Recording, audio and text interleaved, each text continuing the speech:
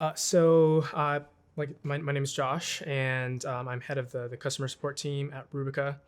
And a little bit about myself: I love to be outdoors. I live in the Northwest, so love to go hiking, camping. I have hobbies that include basketball, football, going to the gym, and in my spare time, what I love most to do is hang out with my family. I'm married, so spending time with my wife and my daughter. So my job at Rubica is I run the customer support department, and so what that means for us is that we help troubleshoot our product, obviously, if customers ever have a need with that. But more importantly, we help our clients to mitigate any threats that our security team finds, as well as provide any cybersecurity consultation in order to help our clients implement security practice. Yeah, so unfortunately, as a part of my job, we do have many clients that come to us after experiencing a cybersecurity incident. And, cybercrime is a very serious thing and that a lot of people don't think about. But the extent of the damage that we see, if you wanted to put a dollar figure on it, can range from anywhere from a couple $1,000s to I've had clients that have experienced an incident that has resulted in up to $1 million in loss. And so cybercrime is something that needs to be considered because it can be serious and affect our livelihoods. Having the human element in cybersecurity is important for two reasons. One is that humans are able to catch what an automated detection tool won't always be able to. And so having a team of analysts at your disposal helps ensure that threats that are able to get past an automated detection tool are eventually caught by a human analyst. And so that level of security has not always been historically available to the average consumer. And so Rubica is able to package that in a very simple way that gives that level of security or makes that level of security accessible to the customer. The second reason having the human element, the second reason why having a human element in security is important is that security is often contextual. So what I mean by that is that what in one context is a threat may in another context not be a threat. And automated detection tools aren't able to discern that context all the time. The second main reason that I think having the human element or human touch is important in security, cybersecurity, is that security is often contextual. So what in one context is a threat may in another context not be a threat. And so what I mean by that is I can share an example. We had a client that came to us that fell for a fake IT support scam. So this client was on the hunt for assistance with his IT needs and came across a company that was purporting to give IT assistance remotely. And so what this client did was give remote access to his devices to this company who was supposedly going to help him install, antiviruses, different programs that he needed help with. And shortly after receiving this help, the client started receiving random pop-ups on his computer, followed by a phone call from the IT company saying that, hey, we've seen this weird pop-up show up on your device.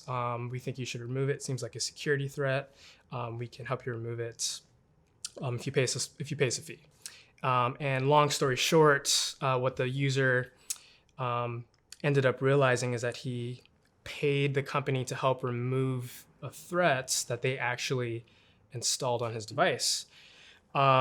And so he came to us sort of in a panic. He had already paid, this fake IT company a couple of $1,000s to remove this fake threat that they installed, and had no idea how they were injecting their fake pop-ups onto his device, had no idea how to get whatever was on his device off of his device. And so with that context, I was able to relay that to our security team, give them the story, describe to them the symptoms that he gave us, the concierge team. And from there, we were able to sort of build a profile on the client, baseline his network traffic, and discovered that what the IT company had done was install what is called a remote access tool. And that tool, basically what it does is it allows a remote user to access a device. And so through that remote access tool, this company was able to basically control this person's device without him knowing. And without that context, we would have never actually found the security threat, because in another context, the remote access tool is actually a legitimate piece of software and has legitimate use. And so having that context, it was helped our security team to mitigate a threat that would otherwise, in another context, not be considered a threat. And so that being said, security is often contextual, and an automated tool. The customer is very relieved, very thankful. They weren't a particularly tech savvy person, so for them, it was very useful to receive our help, because they wouldn't have known how to remove the threat, and so yeah, they were very thankful. And one thing that I love in working with our customers and helping them remove these threats or find these threats is that we're able to give them peace of mind and help them sleep at night, because a lot of times cybersecurity is a very sort of can be very vague to people. It's sort of something that is ethereal and mysterious, and so helping them to mitigate threats, educate them on what to do and what not to do, helps give them peace of mind. So what customers tell me they like the most, I would say overwhelmingly, is the combination of having the software as a service as well as the human touch. And so in this world of cybersecurity, customers often just don't have maybe the proper education or the know-how in terms of what it means to be vulnerable in as it relates to cybersecurity, and what it looks like to be secure.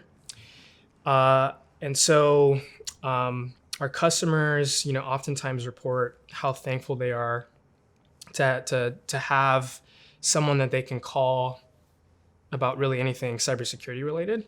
It really takes the mystery out of securing yourself, and cybersecurity can be oftentimes a pretty daunting thing until you're educated. Yeah. So our Security Operations Center, or our SOC team, is comprised of our cybersecurity analysts. And so those analysts are tasked with combing through our customer data to basically hunt for any threats. So anything that seems anomalous in the data is what they're looking for as a potential indicator of compromise.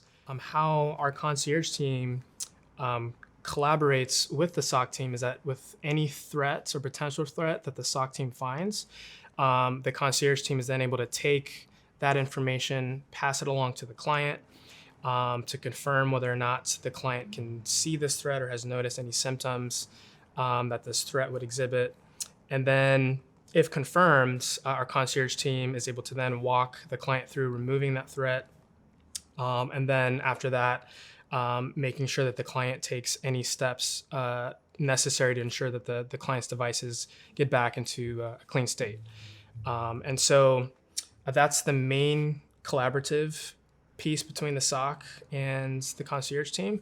And then conversely, if a client comes to us with any suspicion that they've experienced some sort of compromise, the concierge team is able to pass that information along to the SOC, so that the SOC can be on high alert to search for anything that could, potentially confirm what the client may be experiencing.